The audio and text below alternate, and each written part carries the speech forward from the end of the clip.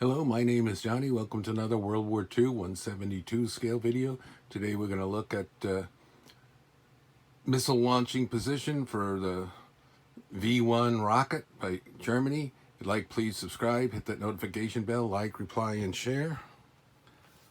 Take a look here. Artwork, very nice. It's by Modelcollect.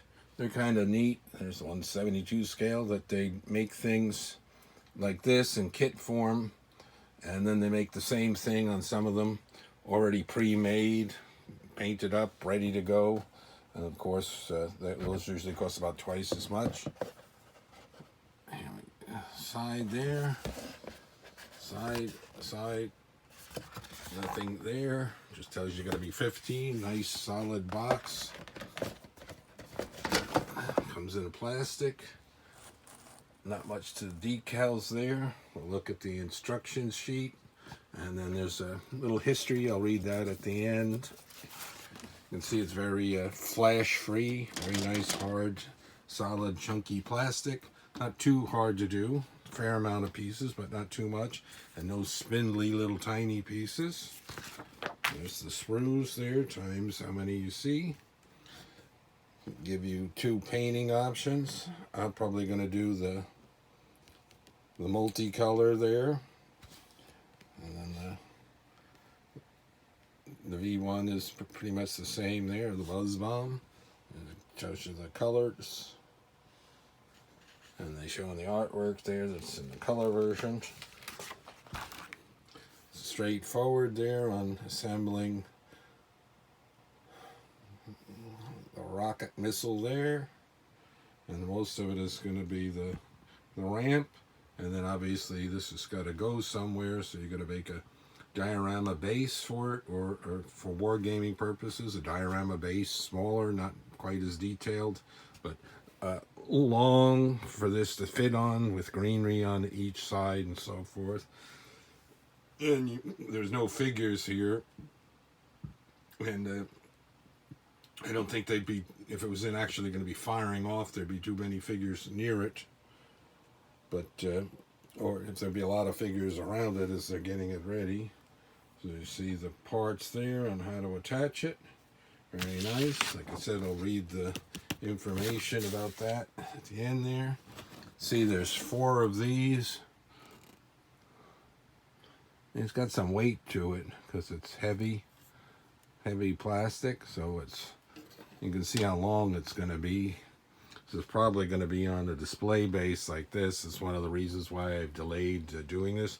I think one of my earlier videos on models about 3 years ago I showed this kit, and still haven't gotten around to it, but I'm going to have more room. You can see I'm on the 4x4 board here, and there's another one next to it, so 4x8, and you could use this on a war game board. Like this would be like an objective to come over, like a sloping hill, and this was set up on this side, and they'd have to try to capture it and be defending it and so forth. Or you could have it on the board just as something that was abandoned, overrun position, and something neat to have on the board if you could use it in war game type. And let's look at these.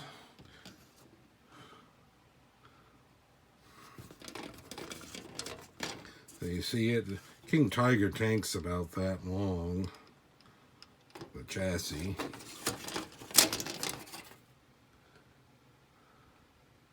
I've already done the V2 rocket. I did that early on, a video for that.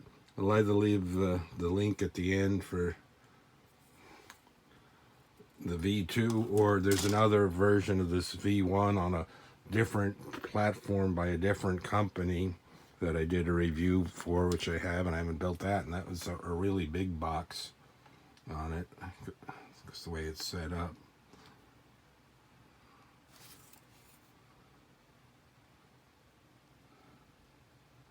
So very nice there. And let's take a look at the information they want to give you. You don't know 100% how accurate everything they're going to say here, but I'll read it off there. The V-1 missile or V-1 flying bomb. Vergeltungswaffe, Vengeance Weapon 1, also known to the Allies as the buzz bomb or the doodlebug. And in Germany is the Kirschken, cherry stone, or Maikaffer, Maybug. I have never heard those referenced in documentaries, these two, but who knows. It was an early cruise missile and the first production aircraft to use a pulse jet power.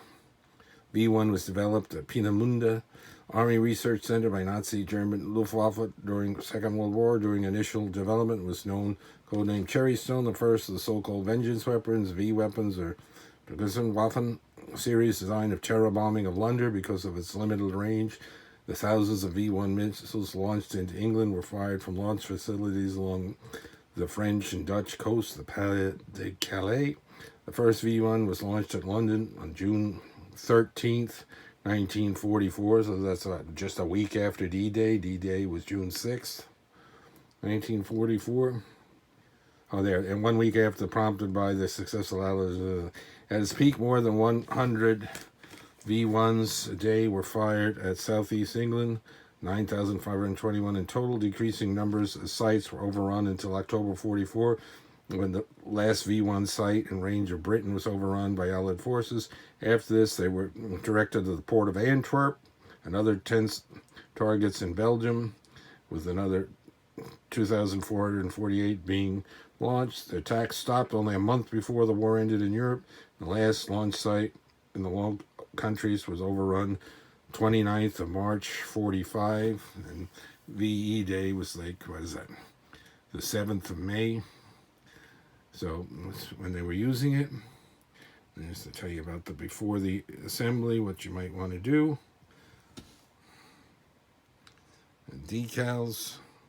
So I think most of all the decals must go on that, and there might be something that goes along that. Let's see them again a little briefly in there. Numbers, some other symbols. That's what we call the Iron Cross, and then some words, and we'll figure that all out. So hopefully I'll do this one. The other one was more complicated, and this is, like I said, nice and sturdy, hard plastic, not a bunch of flash, so it would be neat. And I'd like to see this set up and have trucks and everything and man around it and so forth. So hopefully I will do that, figure out a diorama base that's not going to warp, that I can lay down, put down the grass around it or so forth and set it up. If I get that done this year, this is April 2023 I'm doing this, so hopefully sometime the coming months. And if I do start on it, I'll probably do more than one video showing how I first started it and then the completed. Till next time, thanks for watching, everyone.